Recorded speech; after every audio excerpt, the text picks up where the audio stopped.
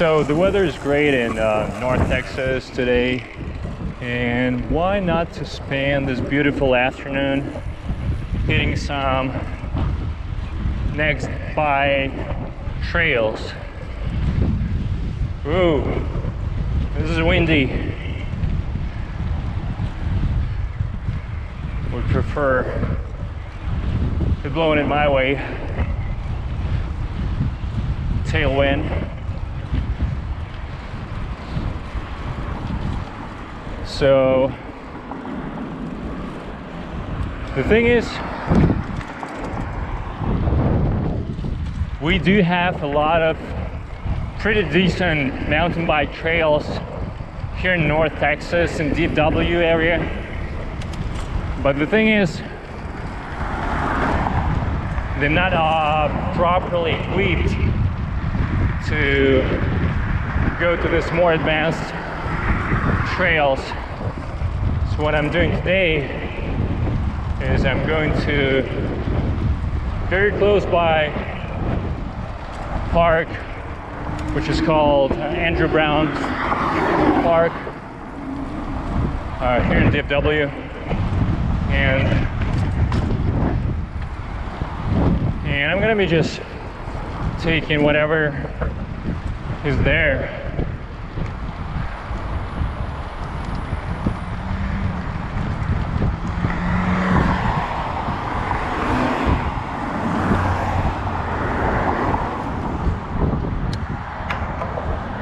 Okay, this was quick.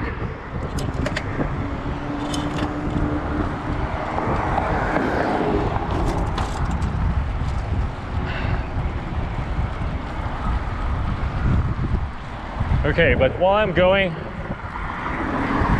I can tell a bit of my story, just to provide you with some background. So, some time ago, like half a year back in 2020, me and my wife, we decided that we need to buy the bicycles, and so we could spend some time together, going to the parks, and riding together.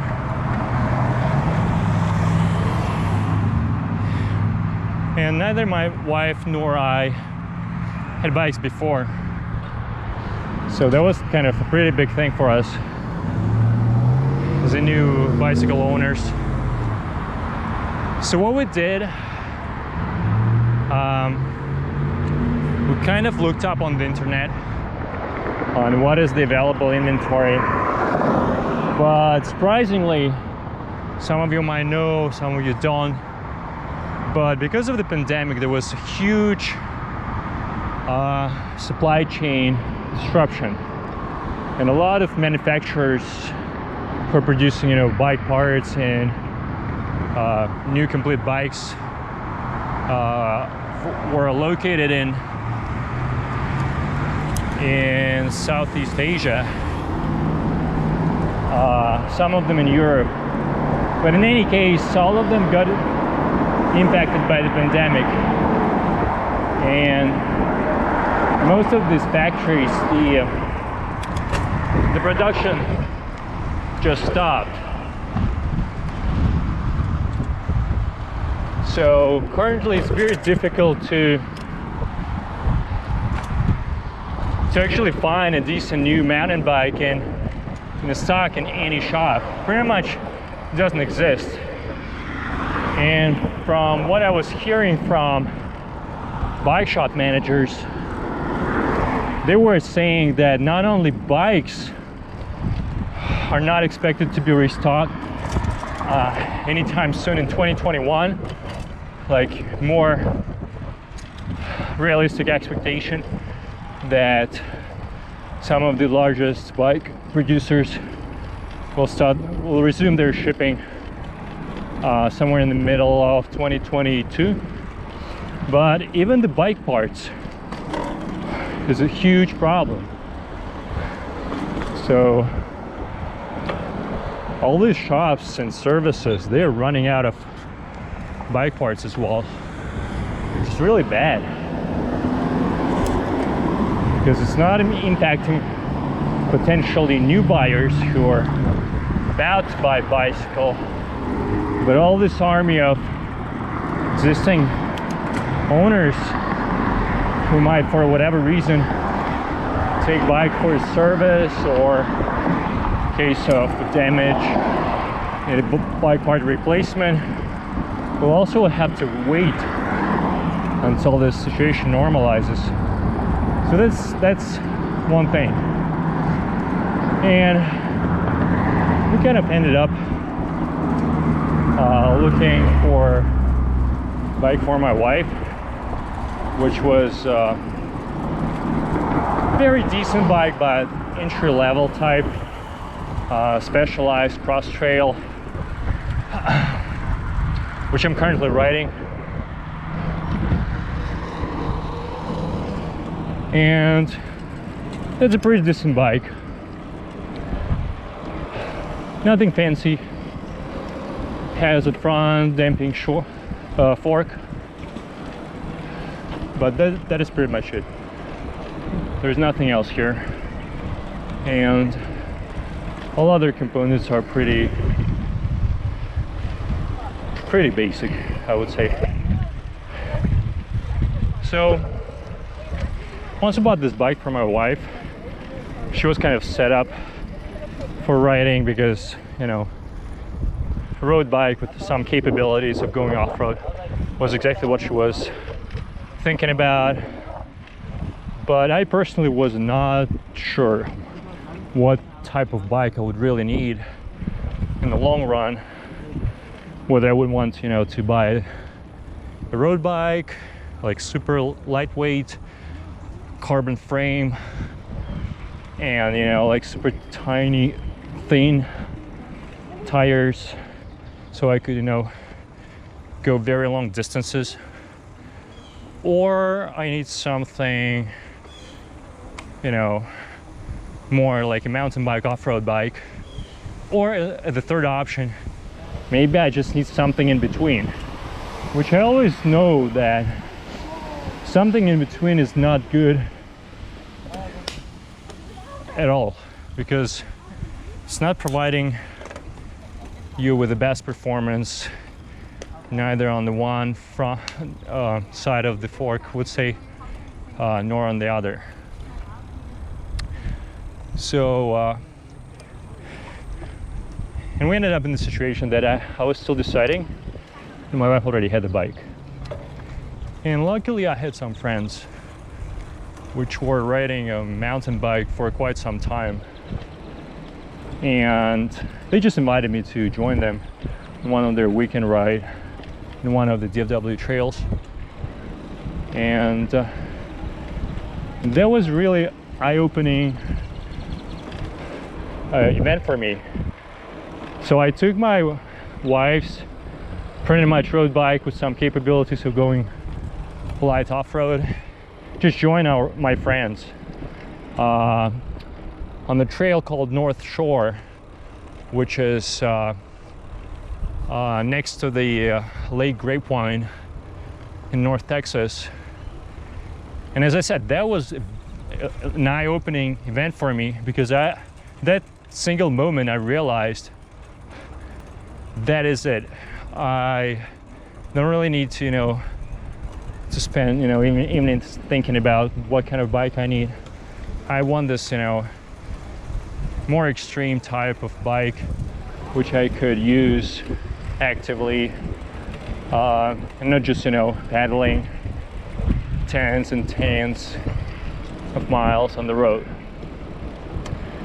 Now, while that was a very nice experience, it was also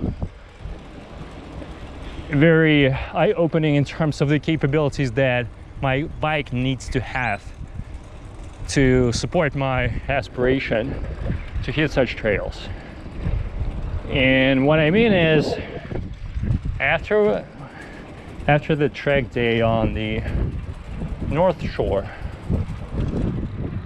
I came back, well, luckily in one piece, but there was so many freaking issues with my wife's bike I literally bent both rims, the steering wheel or steering bar, a loose chain a couple of times. Luckily I was able to fix it on the track. What else? I kind of lost a couple of the components of, gear shifter. Here's, you can see, the glass. Some, minor damages to the pedals. So it was a very rough test for this bike. And that was like completely my fault, because my friend, who's a very experienced mountain bike rider, he told me that this trail is probably not the perfect, first time trail for you and for that bike, given your lack of experience and given what this bike, is capable of. But I didn't listen to him, obviously. So that was a very hard lesson learned.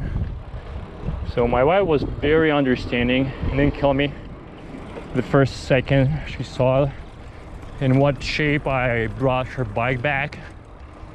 But that definitely, had me to think a little bit more about what kind of parts I need to have to provide me with the required performance.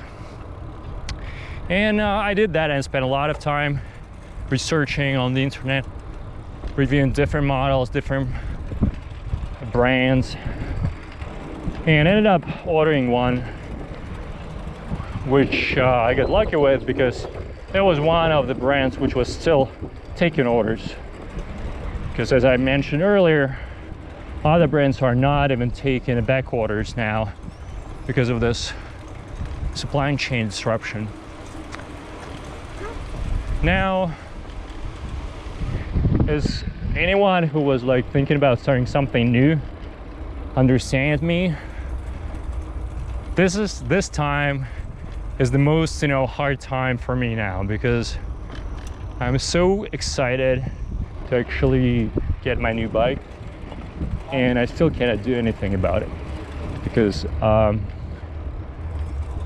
still waiting for my bike to come, but I want to go out and practice. And obviously I'm not taking my wife's bike to any kind of this intermediate type or intermediate level trails anymore, because I don't want to upset her and obviously to destroy her bike either. So that's actually the background and the reason why I'm going to this local very mild trails, very short ones, which I have here in Andrew Brown Park. So, as you can see already in the park, and there's several entry points in the bushes where the trails are. Those trails are very short. They are kind of a beginner's level, not very fast flowing, but some parts of this trails are pretty technical, I would say. There are a couple of very steep sections, and there's even one with, not even one, but a couple as well, with steep sections with roots, tight gaps, tight gaps between the trees. So you really need to know what you're doing, and also know the capabilities of your bike to actually hit those parts of the trail. But anyways, these trails are definitely not destroying my wife's bike, so that's pretty much the safe harbor for me to spend some time practicing a little bit, and also been able to bring her bike back in one piece. Okay, that's pretty much the story.